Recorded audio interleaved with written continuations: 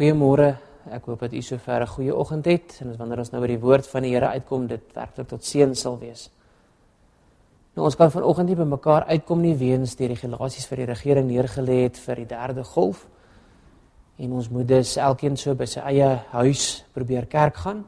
Nou, al kan ons nie by die huis van die Here uitkom nie, is die Here by ons. Hy het nie van ons vergeet nie, en ons kan vanoggend sy woord oopmaak en hoor dat hy ook in hierdie omstandighede met ons is. So kom ons raak rustig, ons buig ons hoofde voor die Here en ons berei voor om sy woord te ontvang.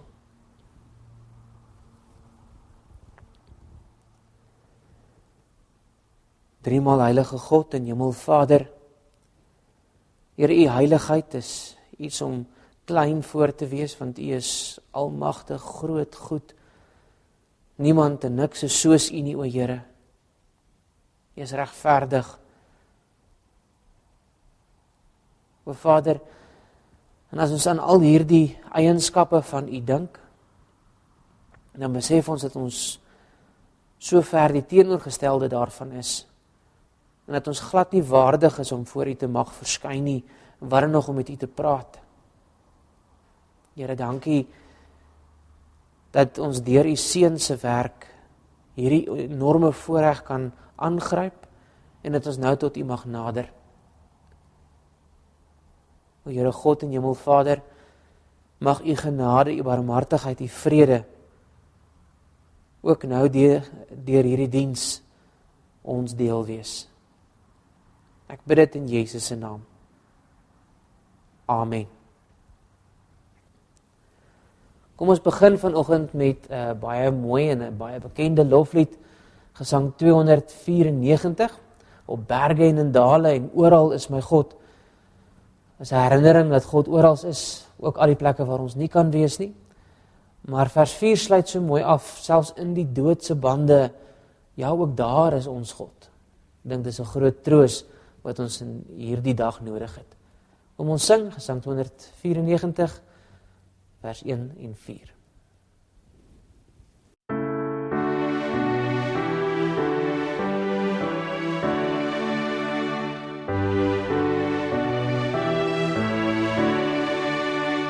O berge en in dale en oral is my God, waar ons ook telke male mag swerwe, daar is God, waar ons gedagtes swewe of styg ook, daar is God, omlaag en hoog verhewe,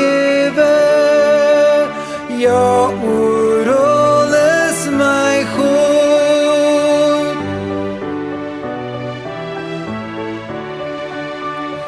Roem Christen, heel my lewe is veilig in my God, waar alles my begewe, o waar ek lei is God, waar troue vriende hande nie red nie, daar is God, selfs in die doodse bande, ja, oral is my God. Ons is welkom in die Here se teenwoordigheid, en saam met dit kan ons dan vanmôre ook sy lof besing.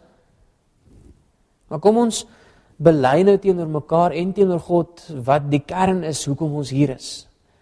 Wat die rede is hoekom ons Sondag na Sondag wil terugkom, hoekom ons dag na dag tyd saam met die Here wil spandeer. Ek lees vir ons die woorde van die apostoliese geloofsbelijdenis. Ek glo in God die Vader, die Almagtige, die Skepper van hemel en aarde, en in Jesus Christus, sy enige gebore Seun, ons Here, wat ontvang is van die Heilige Gees, gebore uit die maagd Maria, wat gelei het onder Pontius Pilatus, gekruisig, gestorwe en begrawe is en ter helle neergedaal het, wat op die derde dag weer opgestaan het uit die dode, opgevaar het na die hemel en sit aan die regterhand van God, die almagtige Vader, vanwaar hy sal kom om te oordeel die lewende en die dode. Ek glo in die Heilige Gees. Ek glo aan 'n heilige, algemene, Christelike kerk, die gemeenskap van die heiliges, die vergewing van sondes, die wederopstanding van die vlees en 'n ewige lewe. Dis die rede hoekom ons vandag by mekaar is. Omdat ons aan hierdie dinge glo, omdat ons aan hierdie dinge vashou. En ja, al kan ons mekaar nie sien nie, is dit nog steeds die dinge wat ons saam bind.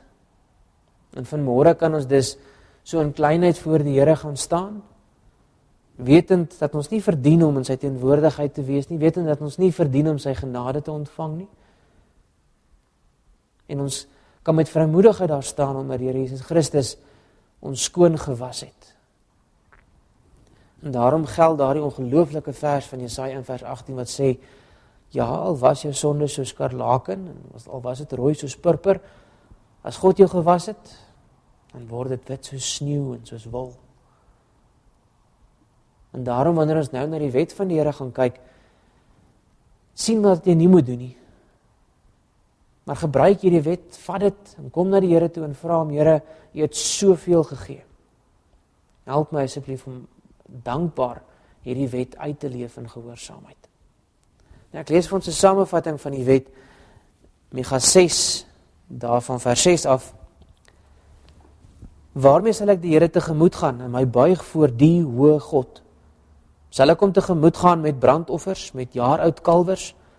Sal die Here 'n welbehae hê in duisende ramme en 10.000 strome van olie? Sal ek my eerstgeborene gee vir my oortreding, die vrug van my liggaam vir die sonde van my siel? Hy het jou bekend gemaak, o mens, wat goed is, en wat vra die Here van jou anders as om reg te doen en liefde te betrag en ootmoedig te wandel met jou God. Ek dink dis 'n kragtige samevatting van die wet. Wat vra die Here van jou anders as om reg te doen, liefde te betrag en ootmoedig te wandel, klein te wees voor hom? En liewe broers en susters, ons weet dat ons dikwels misluk in hierdie proses. Ons het krag nodig. En kom na die Here toe en ons vra vir hom vir genade. En ons vra hom om ons getrou te maak, soos wat hy ook getrou was tot die dood toe. Ons antwoord met Gesang 9 vers 1 en 2.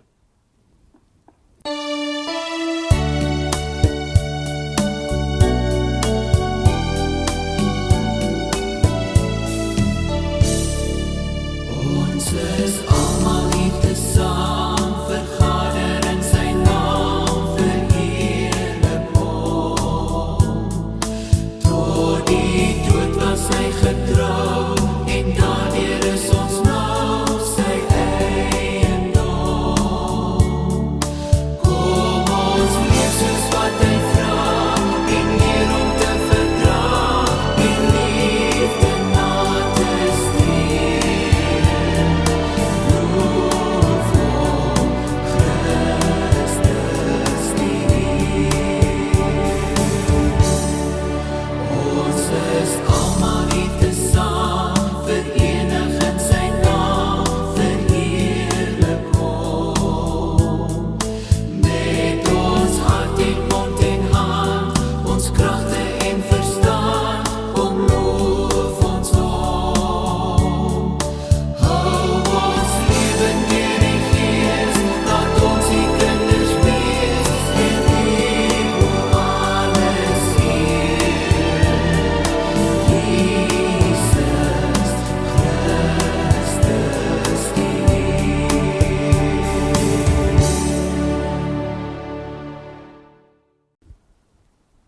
Kom ons buig ons hoofde in gebed.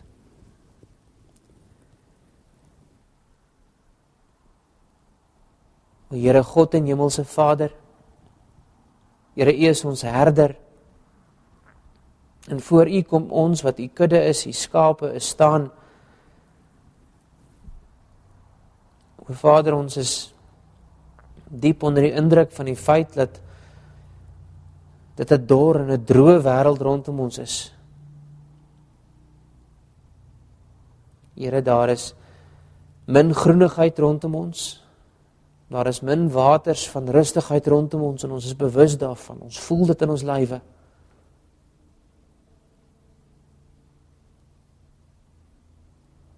Here, en voor U as ons herder kom ons dan nou vandag staan en ons vra vir U, lei ons in die spore van U geregtigheid. Om U naam ontwil. En ons vra, Here, lei ons deur die dal van doodskaduwee om U naam ontwil. Ons vra, Here, dat U stok en U staf ons sal behoed teen dit wat ons vyandig is, om U naam ontwil.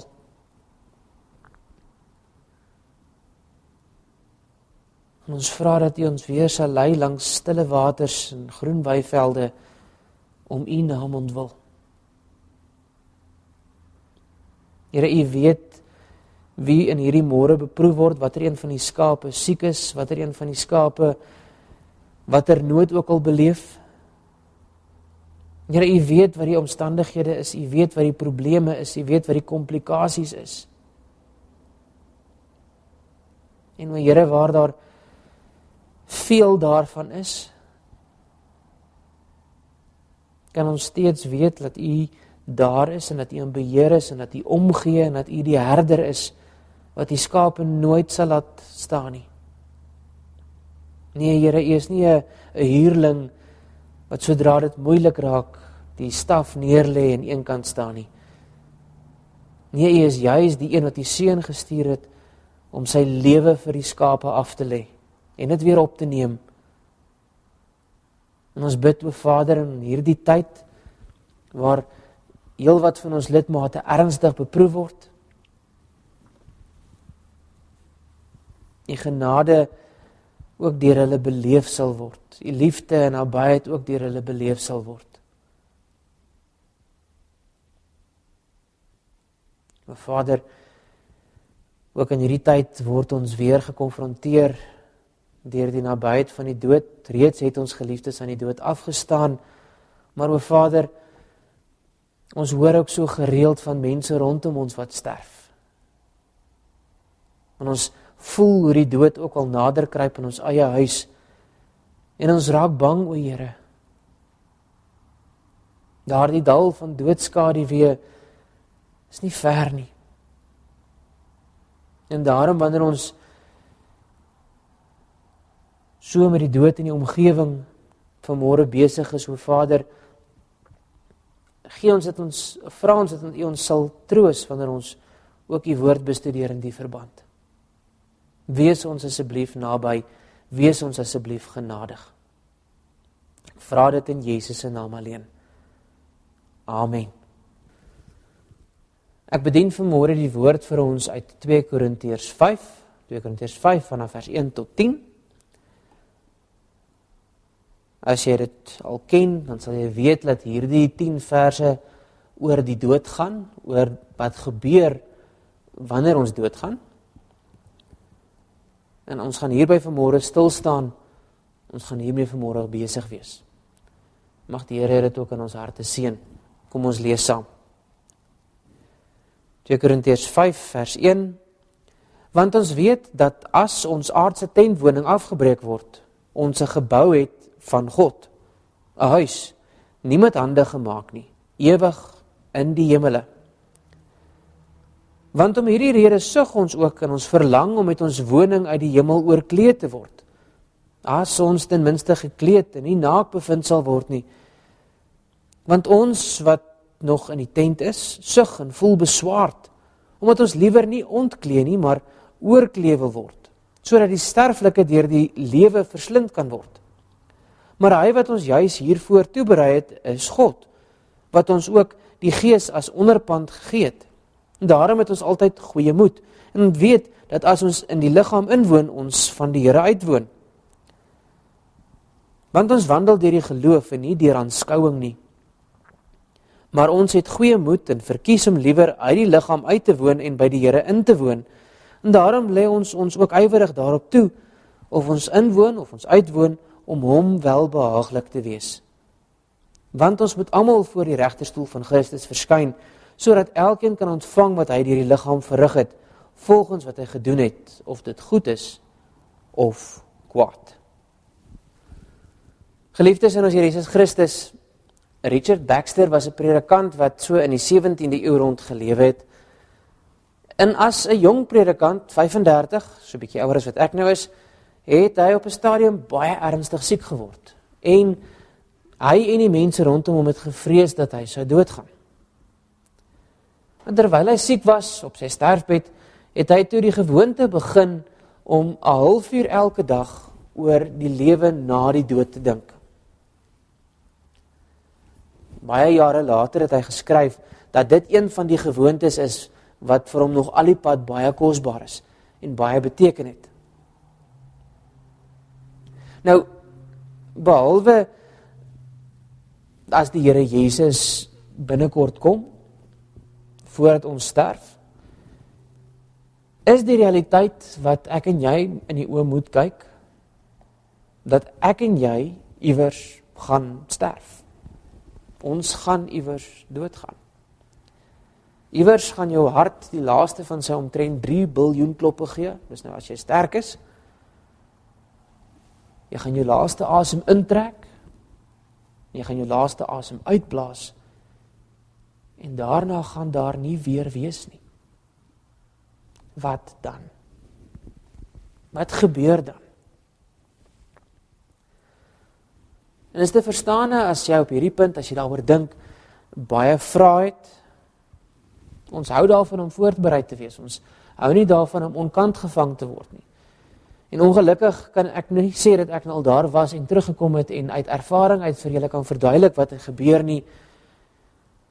Ons kan wel egter die Bybel oopmaak en in die Bybel gaan lees wat God daarin vir ons geopenbaar het. Ons kan dit wat in die Bybel staan onder 'n vergrootglas gaan bekyk. En wanneer ons oor hierdie saak praat, wanneer ons dan vanmôre oor die dood en oor doodgaan praat, dan dink ek dis miskien belangrik dat ons begin deur vir mekaar uit te lig dat daar baie boeke oor hierdie onderwerp geskryf word. Dat daar baie boeke nie net oor die lewe na die dood geskryf word nie, maar ook oor die proses van doodgaan en wat gebeur direk nadat jy dood gegaan het. En ongelukkig is daar baie boeke wat radikaal met die Bybel verskil. Die Bybel sê onder andere dat as jy eers dood is en jy hemel of hel toe gegaan het, jy nie weer kan terugkom nie. Ons lees byvoorbeeld in Hebreërs, dit is vir die mens bestem om eenmaal te sterwe en dan die oordeling. Ons lees daar in die gelykenis van die Here, wat die Here Jesus vertel het oor Lazarus en die ryk man, dat toe hy iemand wou stuur om sy broers te gaan waarsku, daar ook baie duidelik gesê is, nee, niemand gaan terug aan aarde toe as hulle eers daar is waar hulle is nie. So as ons die Bybelse gegevens oor hierdie een enkele onderwerp vat en ons hoor van al die mense wat hemel toe is en hel toe is en teruggekom het, dan moet ek eerlikwaar sê, ek weet nie waar hulle inligting gekry het nie, want sover ek weet het hulle nog nie gesterf nie. Veral nie toe hulle 'n boek gepubliseer het nie. En ons moet dus versigtig wees vir die inligting wat hulle versprei. Ons het maar die Bybel. Die Bybel is die enigste bron van betroubare inligting oor hierdie saak. En ons moet versigtig wees om nie die Bybel agter te laat wanneer ons oor hierdie saak dink nie. Daar's baie stories, daar's baie gevaarlike materiaal wat versprei word. As ons die Bybel oopmaak, dan is daar genoeg materiaal om vir ons 'n prentjie te kan teken, dat ons 'n idee kan vorm. En trouwens, Paulus kom en sê maar dit is belangrik dat ons sekerheid moet hê oor wat gebeur. En daarom skryf hy byvoorbeeld daar in 1 Tessalonisense 4, ons wil hê broeders dat julle nie onkundig moet wees oor wat met die ontslapenis gaan gebeur nie. En dan sluit hy hierdie selfde gedeelte in Tessalonisense af met die woorde daar in vers 18, bemoedig mekaar dan met hierdie woorde. So Paulus praat oor die dood, en wanneer hy oor die dood praat, oor doodgaan praat, dan is die uiteinde daarvan, is die doel daarvan, om die ander gelowiges en homself te bemoedig. Ons sê dus vir mekaar, deur nie te maak asof die dood nie bestaan nie, maar werklik Bybels na die dood te gaan kyk, sal ons bemoedig word.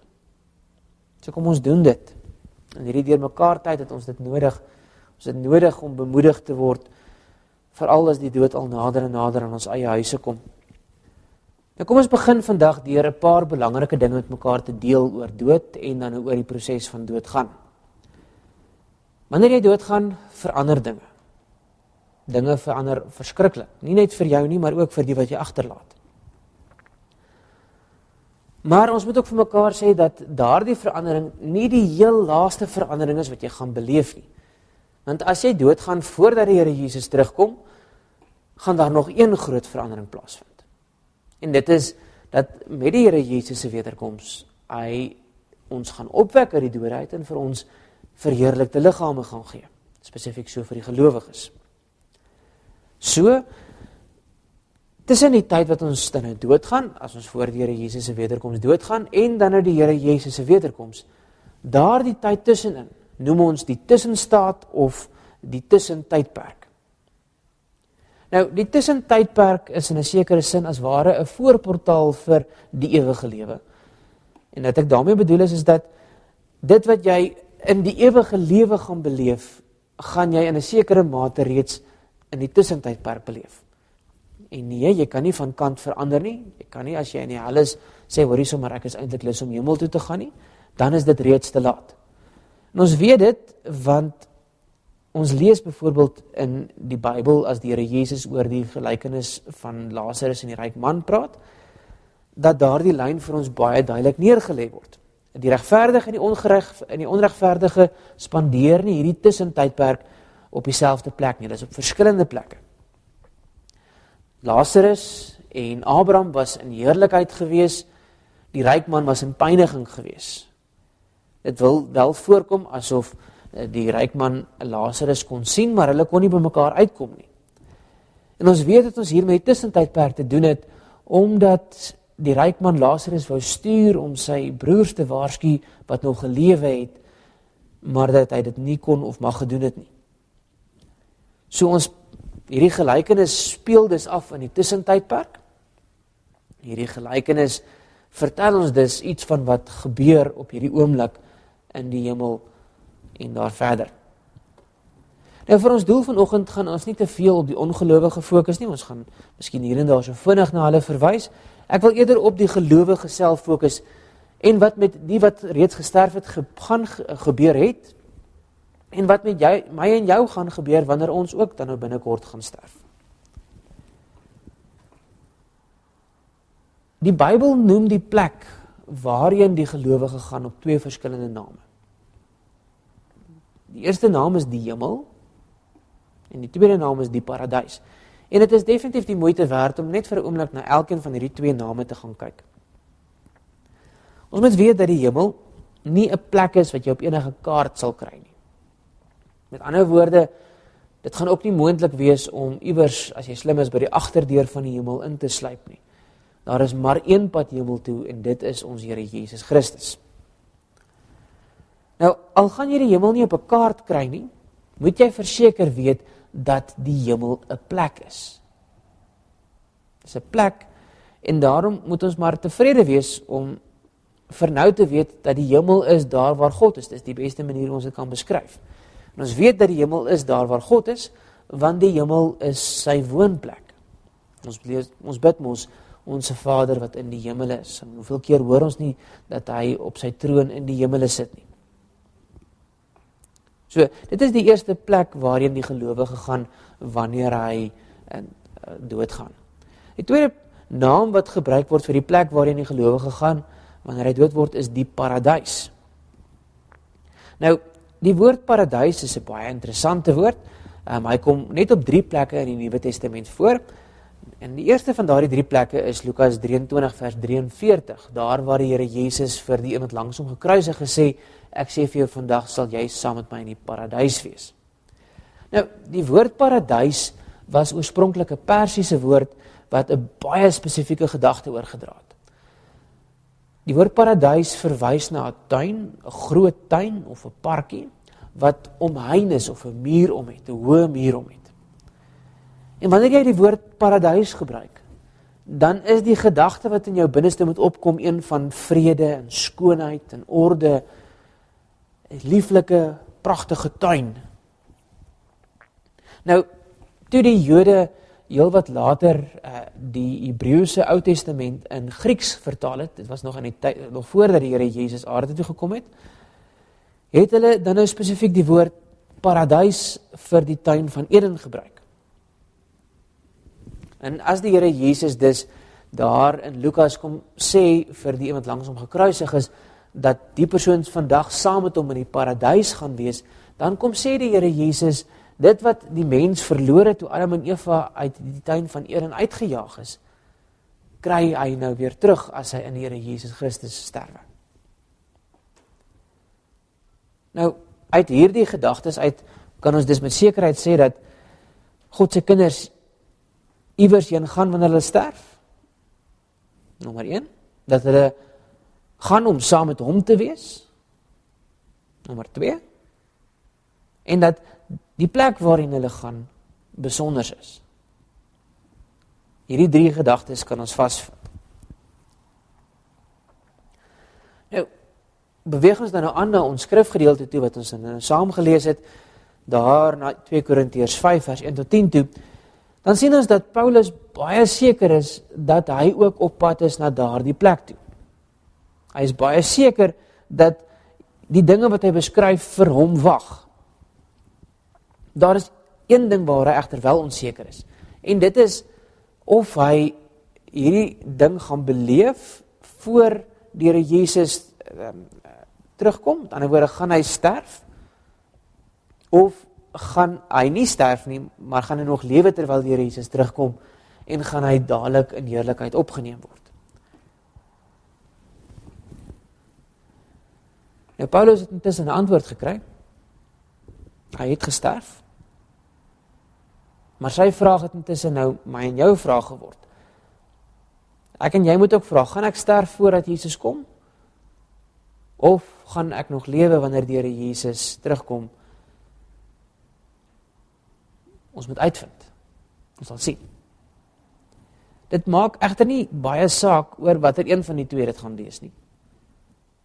Een ding is seker, hy gaan kom, dit gaan gebeur, en daarom moet ons voorberei. 1 Johannes 3 vers 3 sê so mooi, elkeen wat hierdie verwagtinge in verband met hom koester, hou homself rein soos Jesus rein is. Nou Johannes kom vermaan ons om heilig te lewe.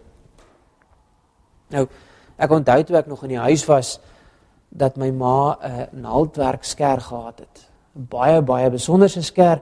Hy het nog so van daardie waspapier binne in 'n kartonboksie gehad, waar hy gebere is. Die lemme was groot en blink, is 'n groot metaalskêr gewees, sy handvatsels was so diep rooi kleur. En dis die tipe skêr wat 'n klein seentjie se hande sal laat juk om allerlei dinge te knip. En uit ervaring uit weet ek dat die skêr baie goed lekker kan knip. Maar ek het ook vinnig geleer dat hierdie skêr op sy gesit is vir een doel spesifiek. Dat net my ma hom mag gebruik en dat sy hom net gebruik wanneer sy lap knip. Vir geen ander doel nie. Nou om heilig te lewe beteken baie dieselfde. Jy is een kant gesit vir een baie spesifieke doel, nie vir ander goeders nie.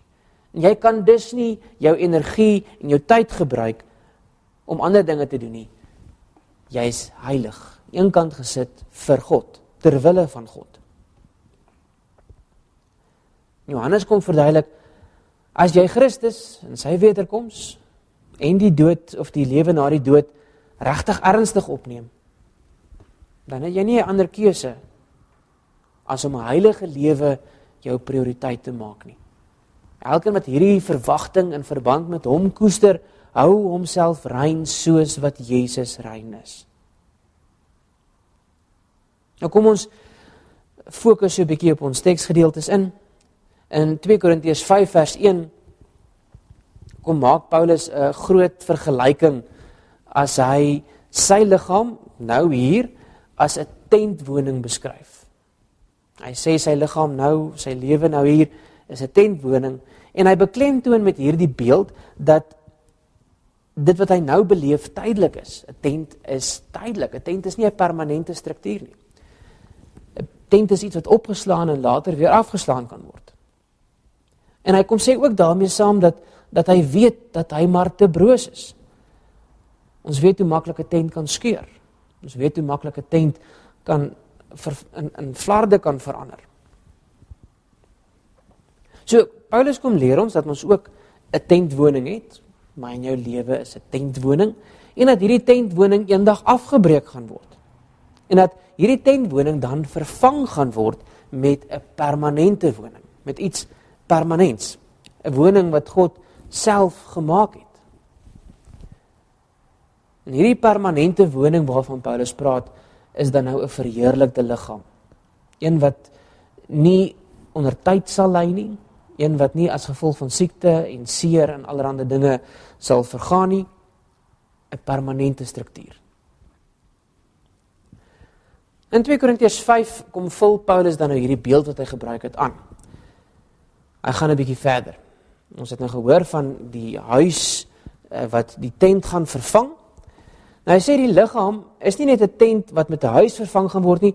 Hy verduidelik ook dat ons verheerlikte liggame as ware soos 'n kleed bo oor die ander een aangetrek gaan word. So dink maar dan nou aan 'n hemp en dan dat jy 'n trui bo hierdie hemp aantrek. Hy sê op dieselfde manier gaan die nuwe mens die oue oorklee. En hy verduidelik wat hy daarmee bedoel daar in vers 3 tot 4.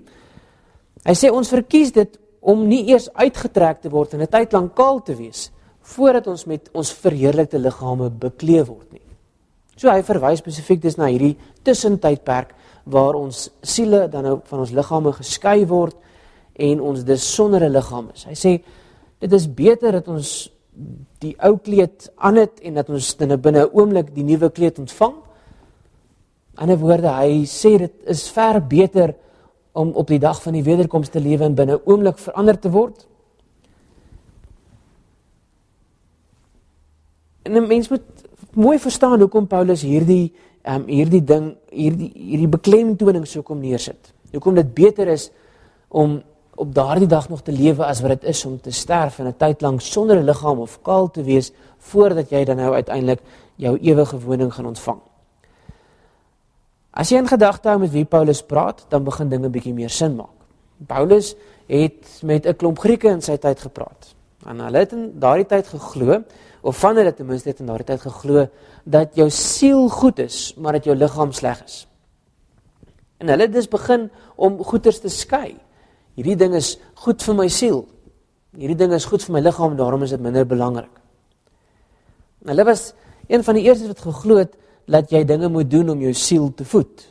Dat jou siel prioriteit moet wees. En die gevolg daarvan is dat ons vandag nog praat van geestelike en beestelike dinge. Dat ons die geestelike en die beestelike goed van mekaar skei.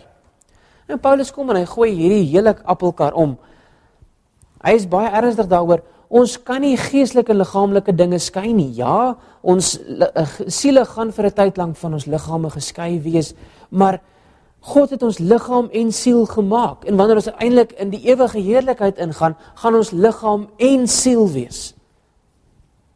Ons kan dus nie maak asof die siel belangrik is en die liggaam onbelangrik is nie. En daarom moet ons liggaam en siel vir die ewigheid voorberei. Ons moet met liggaam en siel vir die ewigheid voorberei. Selfs al gaan ons 'n tyd lank naak wees, of sonder 'n liggaam wees, dis nie hoe dinge moet wees nie. Dis nie die ideaal nie. Ons moet nie daarvoor mik nie, ons moet nie daarmee tevrede wees nie. Ons moet vir die ewigheid voorberei, ek met my liggaam en my siel, alles moet heilig voorberei vir die ewigheid. Nou kom ons spring 'n paar verse verder, daarna vers 8 toe, 2 Korintiërs 5 vers 8. En daar sê Paulus dat hy nogtans eerder verkies om te sterf, as om in hierdie liggaam te bly leef nou. So in wese kom sê Paulus, dat selfs al is dinge nie soos hy dit graag wil hê nie, selfs al gaan dit beteken dat hy vir 'n tyd lank naak of sonder 'n liggaam moet spandeer, hy nog steeds verkies om met die Here Jesus Christus verenig te word nou, voordat die Here Jesus terugkom. Hoekom? Omdat hy by sy Here gaan wees. Omdat hy gemeenskap met sy Here gaan hê.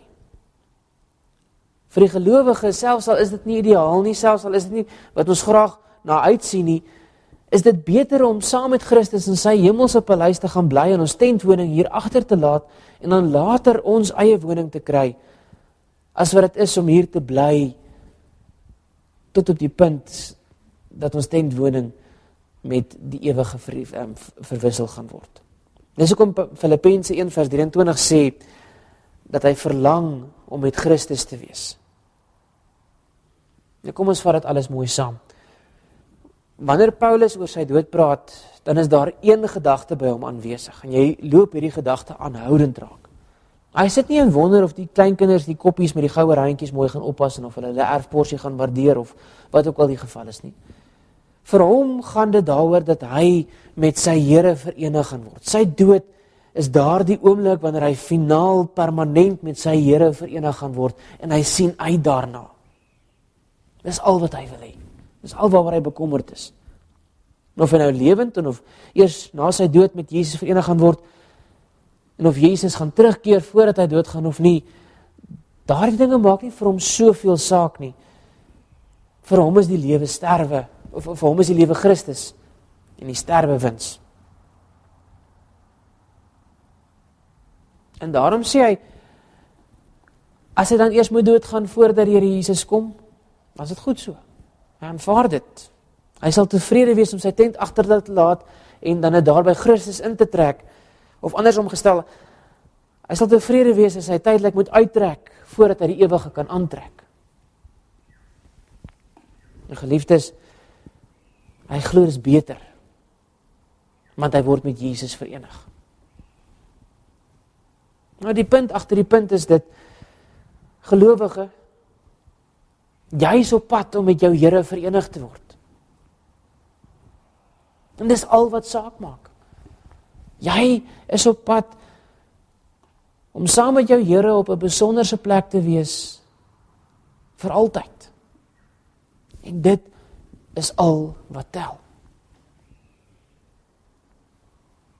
Moenie te veel bekommerd wees oor die manier hoe dit gaan gebeur nie. Sorg maar net dat jy voorbereid is. Sorg maar net dat jy reg is vir wanneer dit gebeur.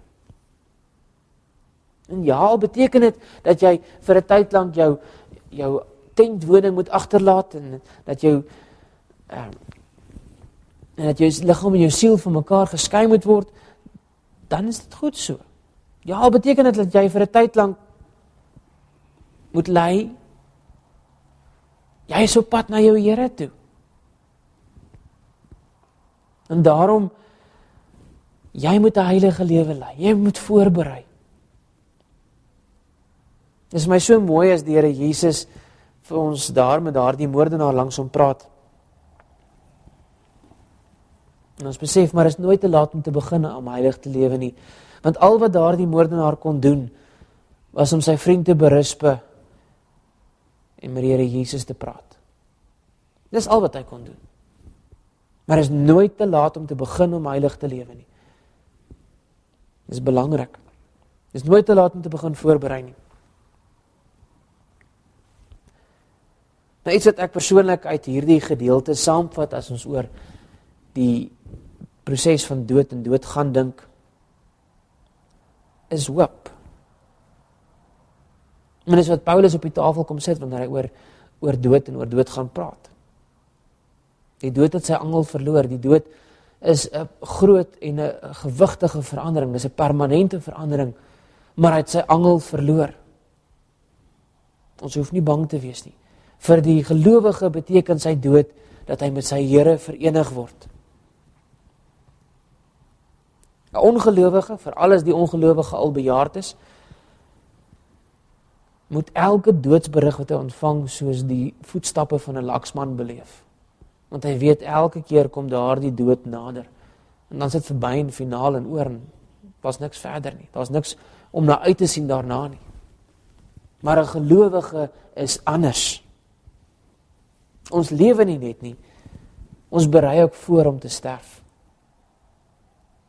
Ek en jy het 'n sin in ons lewe, maar ons het ook 'n sin in ons doodgaan. En daarom moet ons voorberei om eendag dood te gaan. En die enigste manier hoe ons dit kan doen, is deur met een oog op die wêreld te lewe en met die ander oog op die ewigheid te lewe. Om soos Richard Baxter gereeld maar oor die dood te dink en oor die gevolge van die dood te dink. En as jy so lewe, sal jy soos die pioniersendeling daar in Burma, Adoniram Judson kan sê, wanneer Christus my roep, sal ek met die uitbundige blydskap van 'n skoolseun vir wie die somervakansie aangebreek het, by die skoolhekke kan uithardloop. Amen. Kom ons bid saam. O Here onse God, o Vader, ons vrees die dood dikwels, want dit is die einde vir ons hier op aarde. Here, ons vrees die dood dikwels vir die verandering wat dit teweeg bring. Ons vrees die dood vir die hartseer wat dit tot gevolg het. En Here, daarom vermy ons dikwels heeltemal om daaroor te dink, daaroor te praat. Maar Here, wanneer ons in die Bybel oor die dood en oor dood gaan lees, dan is die ding waarmee ons gelaat word hoop. Want die dood is 'n deurgang waarmee ons met ons Here Jesus Christus verenig word. En daarom is my gebed, o Here, gee dat ons nie skies sal wees om oor die dood te dink nie, om oor die dood te praat nie, maar dat ons mekaar aan die ewigheid sal help herinner. Here, gee dat ons sal voorberei om enig goed te kan sterf. Ja, Here, ons weet dat om goed te kan sterf, moet mens goed lewe. En daarom vra ons, o Here, gee vir ons sin in die lewe, maar ook in sterwe. Here, dankie vir die vertroosting wat U ons gee, vir die inligting wat ons het, waaroor ons kan seker wees. Here, gee dat ons tevrede sal wees met hierdie inligting, dat ons daarby sal berus. Here, gee dat ons opgewonde sal wees om die vreugdes wat U ons hier voorgehou het te kan beleef. O Vader, ek bid dit,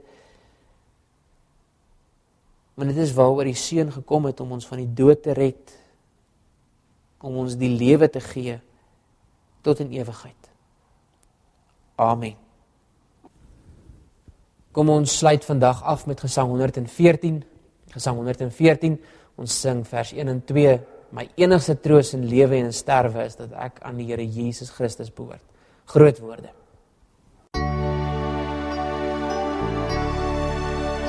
My enigste troos in lewe en dood is dat ek aan Jesus Christus behoort.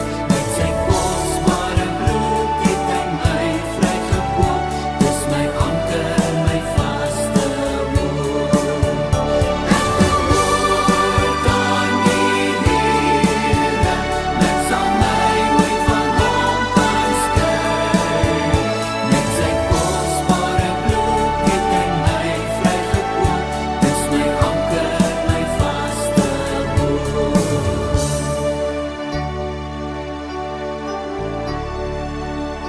Die doop is die seël dat die Heilige Gees my 'n kind van God die Vader laat wees. Sy onfeilbare woord is die gids wat ons lei. Deur sy liefde bewaar hy my. Ek behoort aan die Here, niks sal my ooit van hom kan skei. Met sy kosbare bloed het hy my vrygekoop. Dis my anker, my vaste woord.